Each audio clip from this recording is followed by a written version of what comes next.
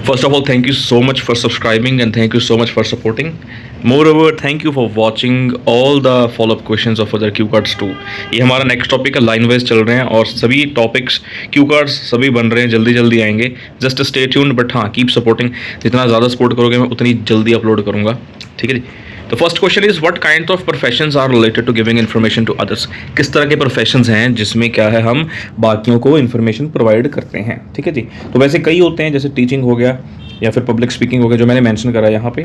ठीक है, बट एक और मैंने यहाँ पे बताया हुआ है. ठीक है, well there are a lot of jobs in which the information is provided such as teaching and public speaking. Apart from these, इनके अलावा a salesman also has a job to give information about a particular product to the customer. Salesman का मैंने बता दिया इसके साथ. ठीक है, तो 3 जॉब्स बता दी मैंने, पब्लिक स्पीकिंग, टीचिंग एंड एक जो सेल्समैन की जॉब है. सेकेंड क्वेश्चन है what is the difference between giving information bye phone and email. Email और फोन से इन्फॉर्मेशन देने का क्या बेनिफिट है, डिफरेंस क्या है basically.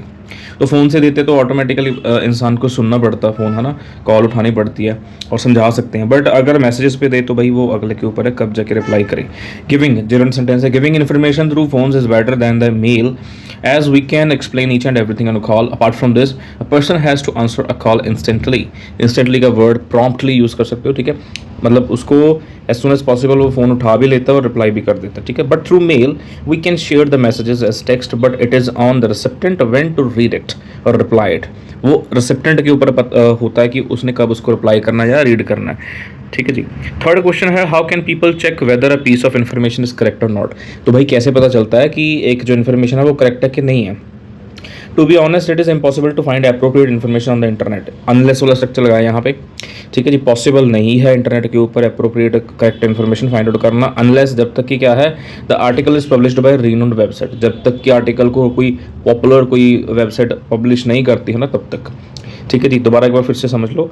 Unless the article is published by a renowned website, a newspaper or a TV channel. So we cannot depend ठीक है जी on the information given on the internet. Cross checking can help us out to find whether it is correct or not. Whether और भी लग गया इसमें भाई, band 100% आएंगे अगर ये वाले आप यूज़ करोगे तो. ठीक है, क्रॉस चेकिंग का मतलब अलग अलग वेबसाइट्स पे चेक करना कि भाई इन्फॉर्मेशन सही है कि नहीं है. उसके बाद आ जाता है do people trust the information online. क्या लोग ट्रस्ट करते हैं ऑनलाइन इन्फॉर्मेशन के ऊपर. सिंस आई मेंशन्ड अर्लियर, देखो ये तब लगाना अगर आपने पहला आंसर बताया हो तो. ठीक है जी, सिंस आई मेंशन्ड जैसे कि मैंने पहले बताया, अगर आपने बताया ही नहीं है ना तो फिर आप ये नहीं ना यूज़ कर सकते.